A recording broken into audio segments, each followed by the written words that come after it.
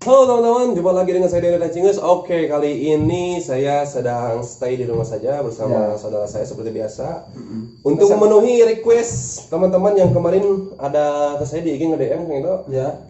Katanya, "Bang, kalau setiap orang itu bisa nggak belajar hipnotis?" Setiap orang bisa. Nah, jawabannya setiap orang bisa. Ya. Ya. Oke. Yang nggak bisa cuma satu. Siapa? Bukan orang. Bukan orang ya, batu nggak bisa belajar hipnotis. Nah, hipnotis sendiri itu diperkenalkan oleh James Bryant pada tahun 1842 ya. 1842. Jadi hipnotis itu artian kalau dari dalam bahasa Yunani itu artinya dewa tidur. Oh, dewa tidur. Iya, dalam bahasa Yunani artinya dewa tidur. Hipnotis itu dewa tidur. Ya, dewa sedang tidur mungkin ya. Nah, di mana kondisi pikiran kita berada di titik yang paling nyaman ya, kondisi trance, nah seperti itu.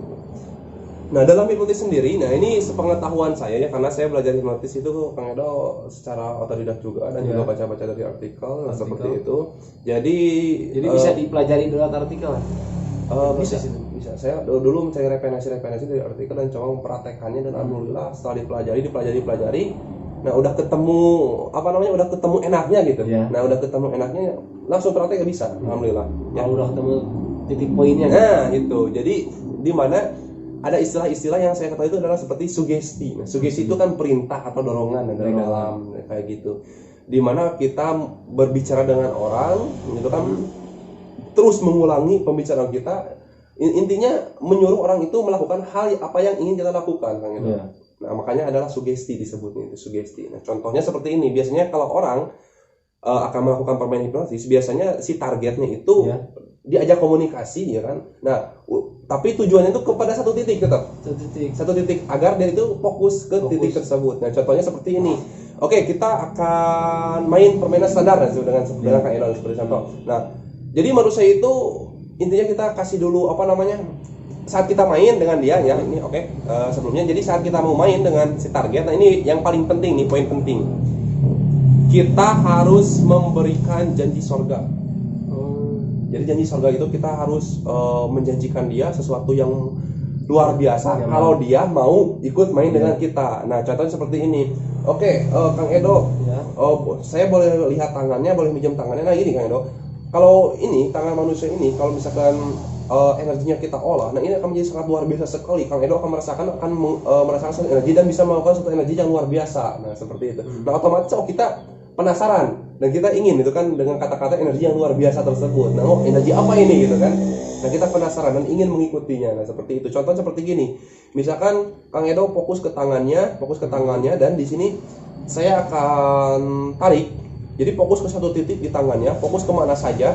Nah, akan saya tarik. Jadi kalau nanti merasakan suatu tarikan atau dorongan, itu ikuti saja, jangan dilawan. Jadi kalau semakin dilawan, itu tarikannya akan semakin kuat. Nah, dengan seperti ini otomatis ya, kalau untuk ke target yang utama gitu kan, nah dia pasti akan mengikuti gitu, akan merasakan. Nah, itu lambat laun pasti bakal merasakan. Kenapa? Karena si otaknya itu walaupun dia tidak memerintah, karena gerakan ini kan berdasarkan perintah dari otak, walaupun dia tidak memerintah, tidak ingin menggerakkan, karena sugesti kita yang memerintahkan otaknya secara tidak langsung. Jadi rasakan. Misalkan saya menarik telunjuknya, jadi perintah itu saya menarik telunjuknya. Jadi walaupun otaknya tidak memerintahkan secara langsung, nah dengan sugesti itu kita masuk dan merespon, otaknya itu merespon, hingga akhirnya si telunjuknya itu ketarik atau tangannya ketarik, otomatis tangannya menjadi keras dan sulit untuk dilepaskan. Nah, seperti itu. Nah, itu jadi dasarnya tetap pada pemikiran kita juga ya. Pemikiran kita, di mana kita mengolah pikiran kita agar si target itu bisa fokus dengan apa yang kita ucapkan. Nah, intinya seperti itu. Makanya ada disebut yang paling penting diperhatikan dalam hipnosis itu ada yang disebut intonasi ya. Intonasi, tekanan suaranya. Nah, itu intonasi ya. Intonasi ini tekanan suara itu harus tegas. Karena nggak mungkin kan soal hipnotis ini. Oke, kita mulai ya. Misalnya boleh lihat tangannya. Nggak boleh. Kan itu gak enak ya. Aing mau. Jadi nadanya itu tekanannya harus tegas. Intonasinya harus tegas. Permainan legat nadanya. Nah, gitu, harus tegas agar si target dia itu fokus dan hanya mendengarkan suara kita. Dan poin yang paling penting, usahakan saat mau melakukan praktik hipnotis itu kepada orang yang sebelumnya belum pernah ketemu dengan kita. Ya. Kenapa? Karena otomatis dia akan langsung percaya bahwa kita bisa hipnotis. Contoh, kalau dengan teman sebaya atau lingkungan keluarga, malah mungkin bisa gitu kan, dari mana bisa, nggak bisa kita, karena sebelumnya udah tahu dia nggak bisa gitu kan. Walaupun dia udah belajar, walaupun dia udah bisa, udah belajar, tapi kalau nggak percaya ya nggak akan bisa. Nggak akan bisa hipnotis. Nggak akan bisa ke hipnotis maksudnya si orang.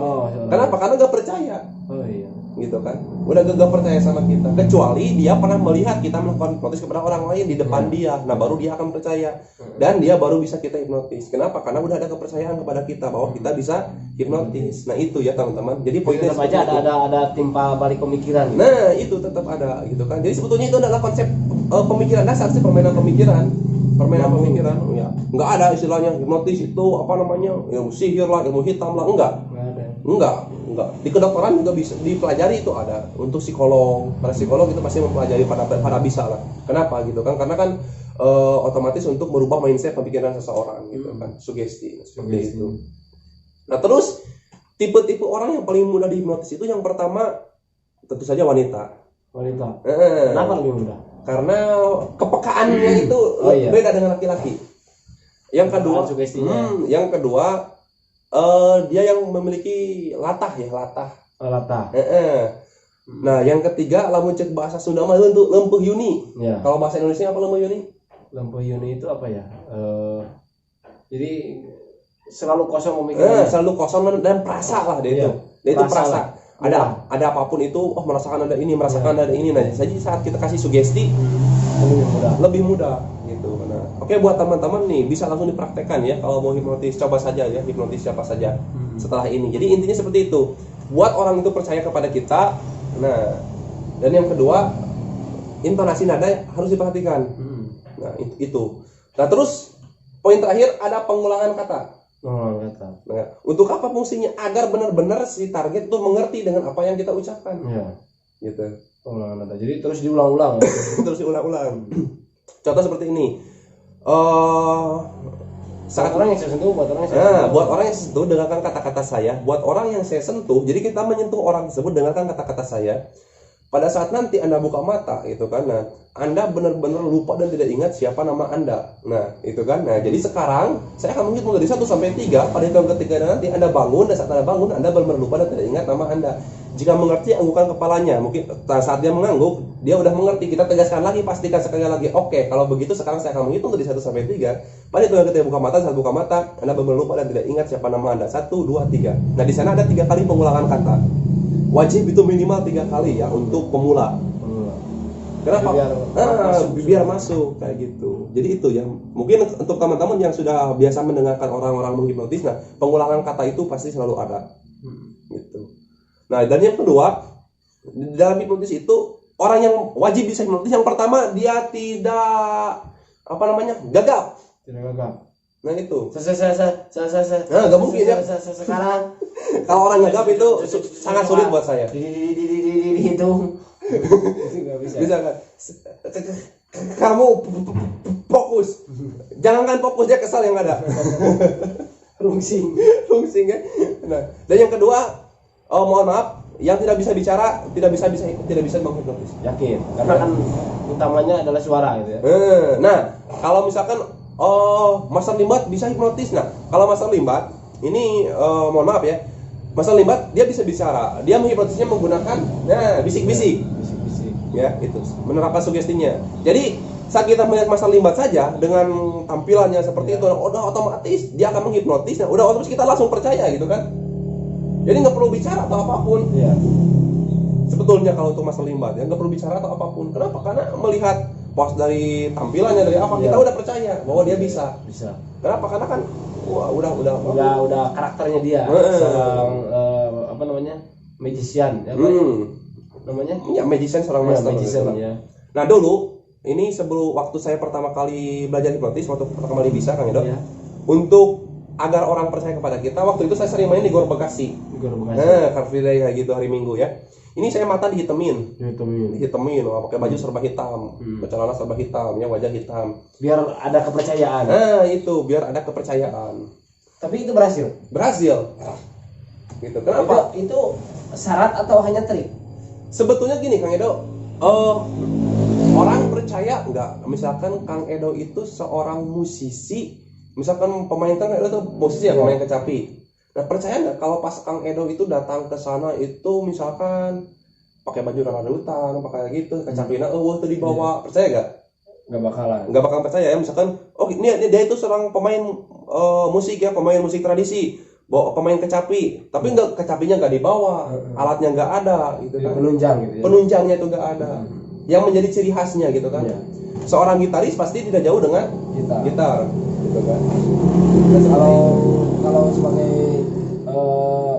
hipnotis, orangnya itu apa hipnotis namanya ya? Ya hipnotis itu orangnya. Itu hipnotis orangnya. Kalau materinya hipnosis itu berarti cirinya hanya mungkin dari cara berpakaian, cara awalnya itu untuk ya, mengenalkan kepada publik bahwa kita bisa.